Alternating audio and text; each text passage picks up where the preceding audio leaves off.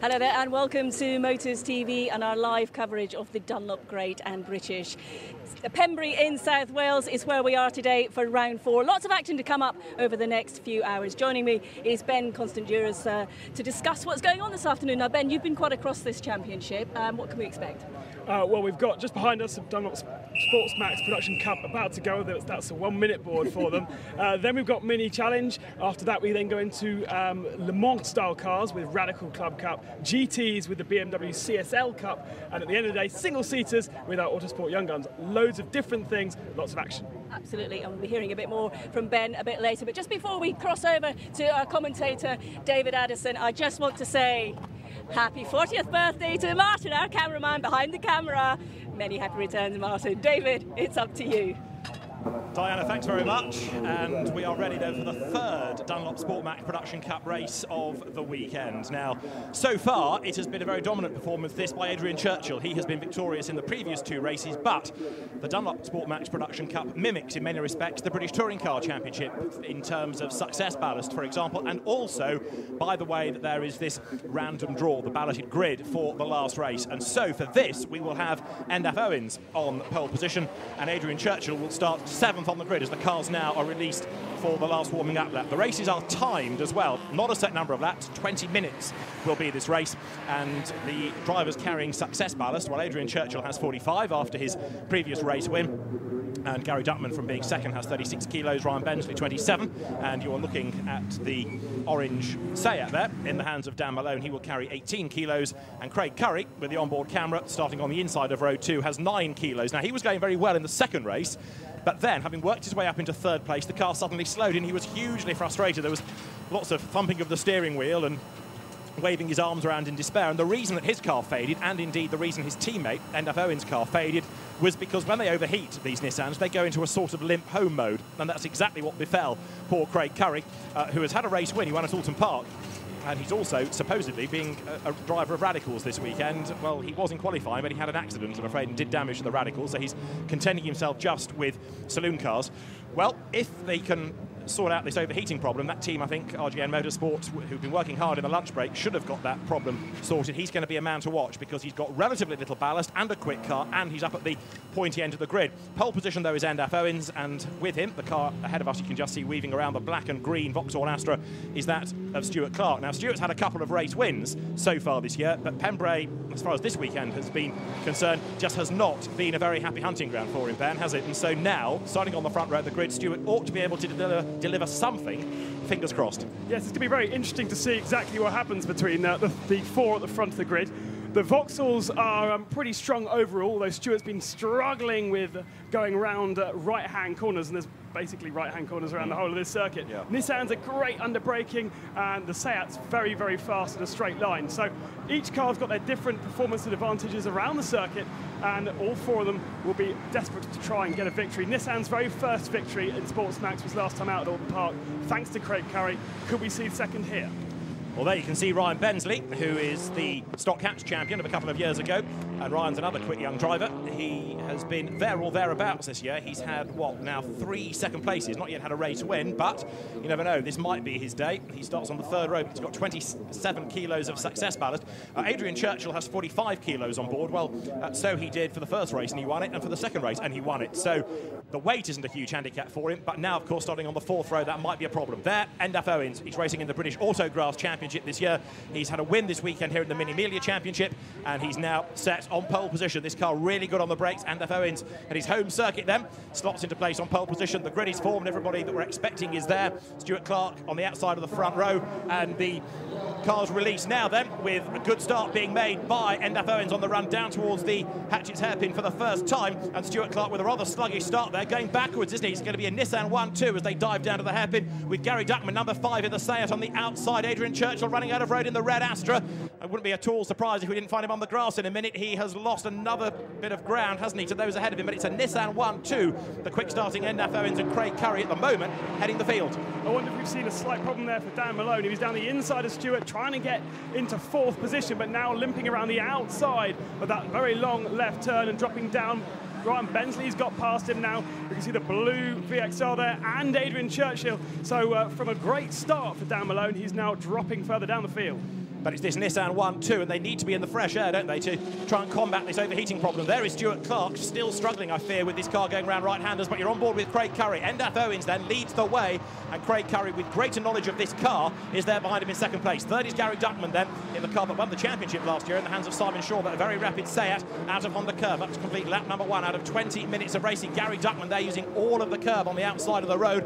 Bit of dust being kicked up from Adrian Churchill, I think that was, coming over the line. So half a second between the two Nissans, and they're really quivering under braking. Craig Currie brakes as late as he dares. Is he going to be able to find a gap on the inside? No, he's not. Craig Currie now in second position, trying to attack for the lead and defend from Gary Duckman. Yeah, there is Gary. Rear view for Currie's car, and Endaf Owens pretty strong in the first few laps. Look at Stewart, really sideways going through the left-hander. It looks too loose, the car going through left-handers. And again, another big slide. He just about holds onto it. But Ryan Bensley's going to be under pressure now. And somebody's gone off in the background as well. The dust is settling from the exit of Benny Ben through the centre S's. But the Nissans then, 1 and 2 at the moment, coming out of the Brooklands hairpin. Up front, remember, is Endaf Owens. Then Craig Currie second. Adrian Churchill launched himself up the inside of Ryan Bensley. Runs out wide onto the dirt there. Bensley is going to get the place back. This is the fight at the moment for 5th and 6th places. The two Turbo Astras then together.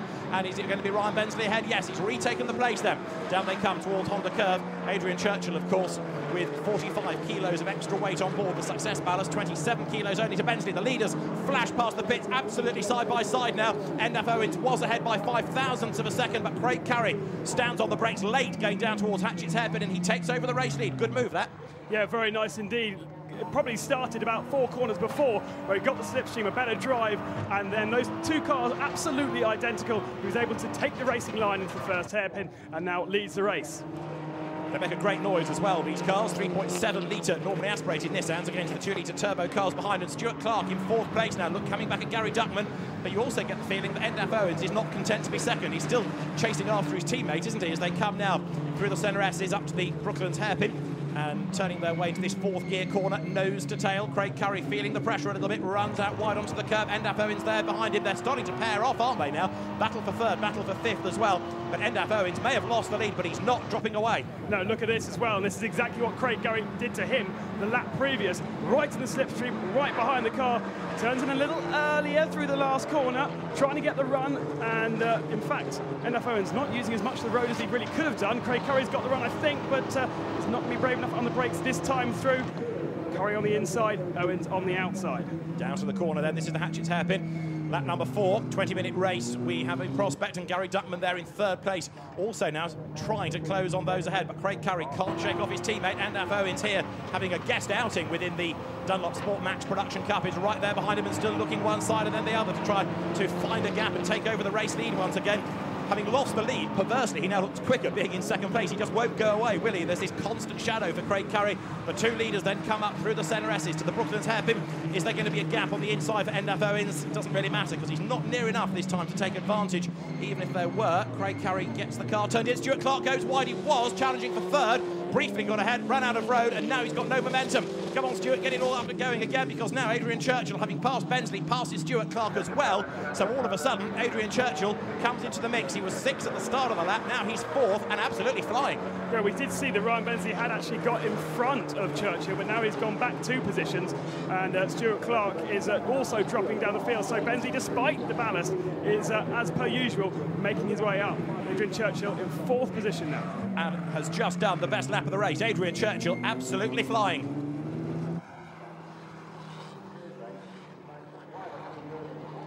Battle for 3rd place, Gary Duckman versus Adrian Churchill now. Adrian working his way up from the 4th row of the grid with 45 kilos of extra weight on board. Don't forget, he's just done the best lap of the race, 66.1 seconds. And so now he's almost there behind the reigning Porsche 924 champion. Is he going to be able to make a move on this lap? Let's see as they turn their way up now through the centre S's towards the Brooklands hairpin. He's got the run now. Has he got the room on the inside? He's going to go for it. Adrian Churchill in the red Astra, but he finds a Seat in the way. Is he going to muscle his way through? Well, he finds a gap and he goes through, but he's going to go a bit wide over the curb onto the grass. Is that going to hold him up? Let's see. Duckman tries to fight back on the inside. Is there room? Not quite, but he forces away up the inside. He's got the inside line for the next corner. Through he goes, back on the inside at Woodlands. He retakes 3rd place, and Endaf Owens here, almost driving into the back of Craig Currie. These are the 2 leading cars, and they could barely be closer.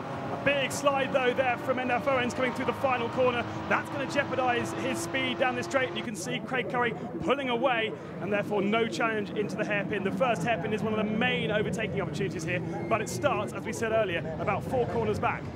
Still impressed by the way that Gary Duckman is going, because although he's having to defend third, he's not a million miles behind the leaders. You've got Stuart Clark also there in the green and black Astra coming back into the picture, the Thornley Motorsport run car. And this is the fight for third. Gary Duckman in his first year of saloon car racing in this title-winning car from last year when Simon Shaw drove it, and Adrian Churchill, the man to beat this year. Remember, he's had 7 race wins and he's almost level. He's taken the place once, but now, while he's trying to attack, he's also got Clark behind him. Now Churchill goes to the inside. He's made the move earlier this time, going into the Brooklands hairpin, and Stuart Clark looking pretty menacing as well. They're in third place. He's up the inside. Yes, he is. Gary Duckman tried to turn in. Stuart Clark was there, so this time it's Duckman who gets elbowed out wide.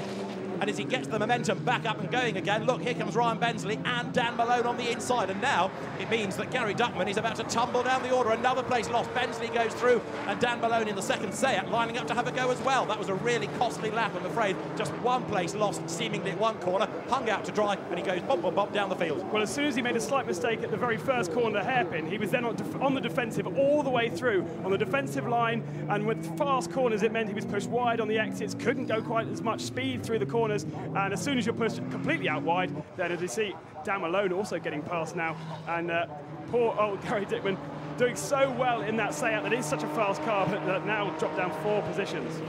And it looks like a bit of the sting has gone out of his race, doesn't he? He doesn't seem to have quite the same urgency anymore, and he's struggling to catch back up again. So Gary Duckman, having dropped way, way down the order now into 7th place, he's struggling a little bit. It's still a Nissan 1-2, remember. Craig Currie hunting a 2nd win of the year ahead of his teammate NF Owens, and then Adrian Churchill, here he is, leading Formula Vauxhall effectively, because you've got Vauxhall's 3rd, 4th and 5th. Stuart Clark is 4th, Ryan Bensley there in 5th place. But Dan Malone, having worked his way up past Gary Duckman, now is really going very well, and he is still in the mix as well, chasing after the Ryan Bensley Astra ahead of him. So Dan Malone comes through Woodlands down towards Honda Curve. Stuart Clark there, number 4, turns in.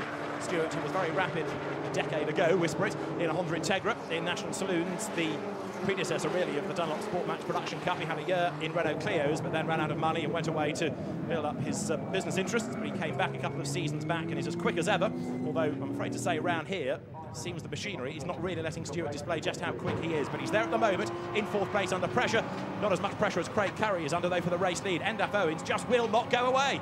Yeah, and he's driving very different lines to try and find a little bit of an advantage there. Currie's driving not necessarily a defensive line, but he's sort of sitting in the middle of the road. Oh, and Gary Duckman in the pit, so it was a problem for him just as well. That was why he was defending just so hard, because actually the car wasn't running how he would like. Gary Duckman doesn't even stop in the pits, he goes straight back to the paddock, so we've lost him from the race, disappointment there, but this, the great battle between the 2 race leaders. However, they are being caught by Adrian Churchill. We've got just over 11 minutes of the race to go. In other words, we've still got half of the race and a bit remaining, and Adrian Churchill is lapping quicker than the 2 yellow perils ahead of him, and all of a sudden NF Owens slows there, look, coming down towards the end of the lap now. Has he got a problem? It seems he must have, because all of a sudden that car just faded away coming through Woodlands, and Craig Currie, led by 7/10 of a second last time, is now 11/10 of a second. Was that a misgear? Is that something more sinister? The car's got no pace again, has it? And Adrian Churchill's about to easily walk through up into 2nd place. Well, NF Owens was sitting in the slipstream of Craig Currie for many, many a lap, and that's going to bring the temperatures up. The hot air coming off his teammate ahead of him would have brought the temperatures up in the car, and we saw in race 2 that they went into limp mode home, and potentially that's what's niggling through, although he seems to be okay through those 2 corners.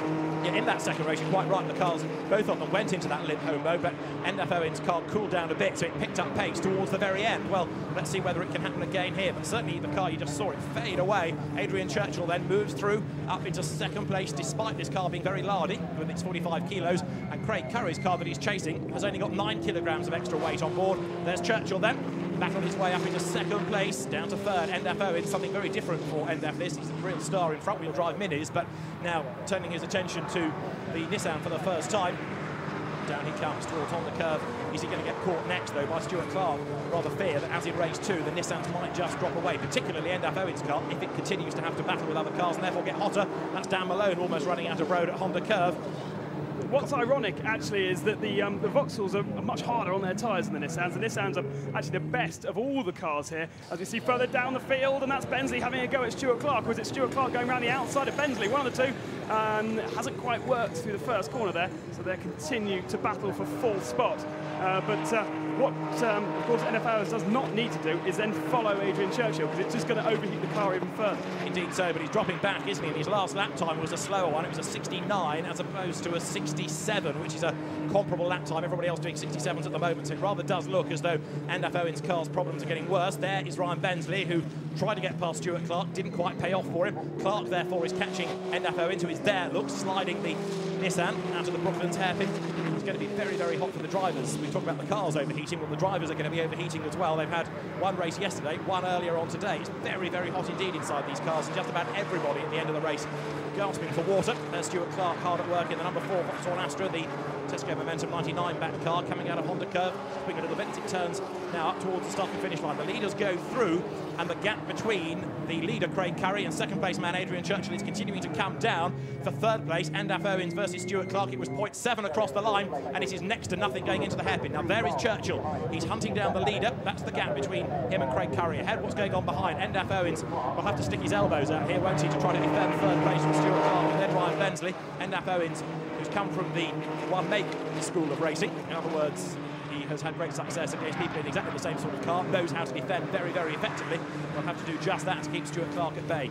Adrian Churchill turning his way up now towards the Brooklands hairpin. How much longer before he's on the back of Craig Currie? He's only chipping away by a couple of tenths a lap, but he is closing all the time. Yeah, this is interesting to see if he just moves across and lets these three cars through, or if he does decide to race them. And that will sort of tell us if he has got a problem, or the temperatures or whatever have now dropped back down to a manageable level. Stuart's got his lights on, and that's the famous distractive technique, but he has a go through the final corner, has a look down the inside. That actually will jeopardise his speed down this straight, but actually he's a lot faster anyhow. This is going to be an easy move.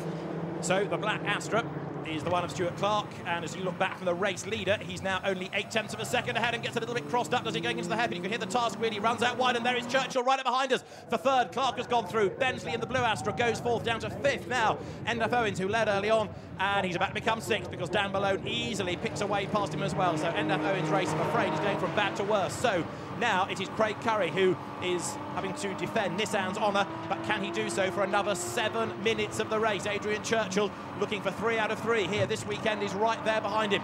He's gained places at this next corner before, but I don't think he's close enough to make a move this time, Ben. Having spoken to all of the Vauxhall drivers, they've all said they've been struggling with understeering the cars through these long corners, but not Adrian Churchill. Despite having even more weight than the rest of the field, he's absolutely mighty, and look at the speed advantage down the back straight there as well. And just on speed alone, picks up a bit of the slipstream down the inside through the final corner. Not really an overtaking opportunity, but he's going to try and make it stick. He holds around the outside. Is Currie side by side over the start-finishing line, but I think it's going to be Vauxhall ahead of Nissan. Because now on the inside is Churchill, and he goes through. The 2-litre turbo goes through, but Craig Currie tries to fight back. Look on the inside, Churchill defends. Craig Currie is right there. Into the braking area. Is he going to find a gap on the inside? Yes, Churchill goes too wide there. Brakes too late, runs out over the curb, and Craig Currie says, thank you very much, I've got the lead back. So Currie once again leads the way, and the curb-hopping Adrian Churchill slips back into second place. He's got to do that all over again. He's proved his point. He's proved he can do it, but that was a very spirited defence by Craig Currie as his teammate limps into the pit lane. I'm afraid that is the end, seemingly, of Endaf Owens' race. So Craig Currie still leads, and he was only not leading for really what the run from the start-finish line down to the first corner. It was only a brief period of time that Adrian Churchill was ahead. Now, while they are squabbling, Stuart Clark is coming into the picture, isn't he? So it's almost now free for the lead. Stuart Clark then in the black and green Vauxhall Astra in third place. This is the section of the circuit on which a lap ago Adrian Churchill stormed up onto the tail of Craig Currie, then made his move for the race lead, but he's not able to do so this time. I wonder if there was a mistake there from Craig Currie on the last lap that we didn't see, because his lap time was a 69 that last lap. Of course, they did go side by side to the final corner, but I would have thought they would lose that much time. So that, I think, it was maybe why that overtaking opportunity happened, and there is a retirement for the Nissan 370Z. And Endaf Owens leaves everybody in no doubt as to his feelings. So he, I'm afraid, is out of the race, and let's hope we see him back in the championship before the end of the year, because he's exactly the sort of driver we need in this. Now, the gap's coming down again between the race leaders. It was 0.7 over the line. Craig Currie leads the way. As Ben said, we've already had a Nissan win this year. Can we make it another? Craig Currie ahead of Adrian Churchill. Adrian has won all 3 races at a meeting before. That was at Rockingham at the start of the season. Can he do so again? Into the last 5 minutes of the race, but they are still being caught by Stuart Clark. First to third is just under 2 seconds. This is the fight for fourth. Ryan Bensley ahead of Dan Malone, going up towards the Brooklands hairpin. Very tight right hand of that, which they take in fourth gear and then sprint towards Woodlands. Bit of dust kicked up there ahead of Ryan Bensley's blue Vauxhall Astra. Dan Malone, who was very quick in the baby class C last year in a Peugeot, moving up to Class A this year. Down towards Honda Curve come the race leaders. Adrian Churchill has certainly not given up, and with 4 minutes and a bit remaining, he's still got a good chance yet of taking a third win of the weekend. What we don't know, of course, is how much tyre each of these top 5 cars have used, because they've been on the same tyres. Let's have a quick look down the inside there, but we know the Nissan is better under brakes, and I think that's probably what distracted Churchill a lap ago, because Churchill sailed off. He's had a good exit of the corner. There's a lot of power in that Vauxhall. He can't quite get down the inside for these corners. Not really any overtaking opportunities until he gets to the far end of the circuit now. And Stuart Clark there in third place, thinking to himself, come on, if you two just hold yourselves up for another lap or so, I'm going to be with you. And then Stuart Clark has a chance here, so it's all building up nicely. This Craig Currie doing a great job of defending. He may not have the fastest car anymore, but he's got a wide one, and he's using that to his advantage. So Currie leads, second is Churchill, third is Clark. This battle for fourth still between Bensley and Malone. That's the race leader, Craig Currie, out of the Brooklands hairpin now, floors the throttle, accelerates out of the tight right-hander, speed building all the way down to Honda Curve. Can we get Dan Malone also up a place before the very end as they come now down towards the completion of lap number 15. Craig Currie, the former motorbike racer, leads the way. The hugely experienced saloon car racer Adrian Churchill behind him. And there, number 7, Ryan Bensley, turns his way down through Honda Curve, the stock hatch champion going back a couple of years now, racing at a very different level. And he's got Dan Malone, headlights ablaze, right up behind him. 3 more minutes to go as they cross the line. 0.6 of a second between the top 2. And on that lap, again, Stuart Clark laps quicker. He's taken half a second out of the advantage that the leader has, so first to third, down to 1.3 seconds now, but Churchill's immediate priority is to get the lead before he has to worry about defending from second place, but again he runs out of road there, charged up onto the back of the Nissan, but ran out of room. Yeah, he needs to be sort of thinking a little bit more about how to overtake. There's very few times we've seen Adrian Churchill actually in a race, because normally he gets pole position and he takes the first race win. That puts him on pole for race 2. He then takes that easily. Only race 3 has he really been thrown into the mix, and he seems to be struggling here at Pembrey just a little bit to try and find a way past this obviously slightly slower Nissan, but he's making it wide enough, Craig Currie, to actually hold on to the lead at the moment. Intriguing race this then as they come through Woodlands down towards Honda Curve. Do we have 3 for the lead? Pretty much, because there looks Stuart Clark is getting closer and closer and closer. The black and green Astra is what I'm talking about. Number 4, Stuart Clark swings his way out of Honda Curve. He's going to be close enough conceivably this time to challenge for second place. They come across the line. Stuart Clark without any ballast at all on that Vauxhall, so he should be quicker by rights. Of course, it's 45 kilos lighter than the car is looking for a way past, but all of a sudden Ryan Bensley arrives back in the mix, doesn't he, in 4th place, so they all concertina up going into the hairpin. We've got less than 2 minutes to go, but a flying lap at the moment, around about 67 seconds, and Craig Currie is doing a tremendous job of leading this race. Adrian Churchill is second, and Adrian's car just drifting a little bit wide. Now, maybe, of course, with that extra weight on board, that's having this negative effect on his tyres, and it's becoming, plus the hot temperatures, increasingly hard to control. Well, interesting different lines there from 2nd and 3rd position, and that's could be exactly why. You see Churchill having to go much wider and take much less away from the tyres than Stuart Clark is. Stuart's holding a much tighter line and therefore obviously covering less distance around the inside of the corner. Interesting to see how these two are dealing with the car, but really what they want to be focusing on is Craig Currie at the front. Yes, because if they squabble amongst themselves, they're going to hold each other up. Craig Currie then comes now into the last minute of the race, down to Honda Curve. They should squeeze one more lap out of this. Let's just double check that they do. Instead of the flag going out early, it's going to be a last lap board this time, so one more lap to run, and as they go across the line, Currie to Churchill is 0.9, and half a second back is Stuart Clark. Stuart's not really yet been close enough to have a proper challenge. He also is mindful of how close Ryan Bensley is, having a look up the inside, going into the hairpin. But if you go in too tight, you run out too wide, don't you? And so the net result of that for Ryan Bensley is that Dan Malone is right up behind him. Is Adrian Churchill going to get close enough on this last lap? He has led, remember, for about 3 seconds. Can he do so up towards the checkered flag? I've got to say, Craig Currie has been mighty impressive in all of this. The man that runs a waste management company heads now towards the centre S's. Churchill is still wringing the neck of that red Vauxhall in second place. And Stuart Clark again with a tighter line through the centre S's. Trying to line up to have a go maybe, if he's near enough on the inside of the Brooklands hairpin, but he's not near enough. And Craig Currie now has only really got the run down to Honda Curve to go. Stuart Clark there in 3rd place, also running out of options. And likewise, Dan Malone in 5th. Craig Currie had 1 win ever in car racing, and that was last time out at Alton Park in the Nissan. And it's looking like he's heading for his 2nd win ever in car racing, round the finals to corner. Through Honda Curve comes the Nissan then. It's going to be a second win of the championship for Craig Currie, and that is an absolutely fantastic drive to withstand the pressure. Adrian Churchill comes across the line second, Stuart Clark bags third, and Ryan Bensley in the background has just hung on to fourth place. Well, both of those guys know they've been in a really hard race there. Adrian Churchill worked so hard. It was here he got the lead, it was here he ran wide, and it was there that he was able to give the advantage back to Craig Currie. And Stuart Clark almost got there in time, didn't need to challenge them. And so Craig Currie takes his second ever win, the second win for the Nissan 370Z as well within the Dunlop Sport Max Production Cup. And an absolutely great drive that, because for 20 minutes, give or take one corner, he had to soak up the pressure. And Adrian Churchill, a hugely experienced racer, he's been in salute car racing of all sorts of championships going back to the early 1990s effectively, and Adrian Churchill did an absolutely superb job there of keeping Craig Currie on his toes all the way through the race. Adrian Churchill still well placed in the championship, but now the Nissan becoming ever more of a threat, and that Vauxhall domination that we used to see in this championship with the occasional win this year for Seat, now certainly looking as though the Nissan is much stronger. Yeah, I think there might be a few more phone calls to the RJN team to try and get in that Nissan for the rest of the season. Craig Currie's got a full-time drive, but Endaf Owens is a guest driver in that car this weekend, this circuit being basically his home circuit, and that car is up for grabs at other races. Well, let's have a look then at how they came across the line. It was Craig Currie that won the race by just 0.47 of a second from Adrian Churchill. Stuart Clark third, Ryan Bensley took fourth ahead of Dan Malone, and sixth, Kevin George winning Class B for the smaller engined and less powerful cars with his Vauxhall Corsa, and second in the class in the Mini Cooper S was Andre Nagy. So Craig Currie wins race 3 here for the Dunlop Sport Max Production Cup at Pembrey.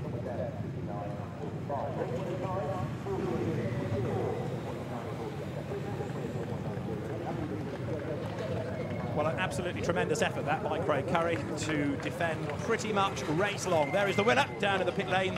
The Bob Neville run team will be very pleased with that, particularly bearing in mind that at the end of race 2 they had to set 2 to try and work out how to keep the cars cool. Well, the cars are cool enough. What about the driver? Let's find out, because the race winner, Craig Currie, gets out of the car, and ready to have a word with him is Diana Vinks. Absolutely, David. Yes, I'm just with Craig. He's just taking his helmet off, as you can see. Craig, fantastic defending. Obviously, your second win in cars. So Adrian was right on your tail for a while. He was, yeah. I see him coming back mid-race. Just had to really defend. Tyres went off really bad. Then the brakes started to fade. Then I was starting to get slides. Thought if I do a big enough slide, put Adrian off. That was the plan, but he just kept coming. So no, fantastic. I'm really glad after the weekend I've had, spot on for another win in the third race. It must be all the more sweeter when it's like that. Yeah, it's brilliant to be at Pembrey. Lovely day, sunny day, live on Sky. Hello. It's Motors TV. Motors TV, sorry. Yeah, it's great. It's just nice to win, and nice for Nissan and the 370Z. You know, the Astras have been good all year, and it's just good to keep pushing them a little bit further. I mean, you're used to being on 2 wheels, aren't you? And luckily you weren't on 2 wheels today. No, although I've been on 2 wheels this weekend in the Radical, but no, it's a world apart from 2 wheels, but the ethics are the same. Win. Okay, well done, Craig. Thank you. David, it's back to you. Thanks very much, Diana. So Craig Currie celebrates a second win in the Dunlop Sport Max Cup then here at Pembrey this weekend, and that's going to help him, of course, in the championship. But that's second place for Adrian Churchill, another good haul of points. 2 wins and a second place this weekend at Pembrey, and then third place came away with Stuart Clark. There's more great racing to come, though, here from Pembrey. Join us for it right after the break.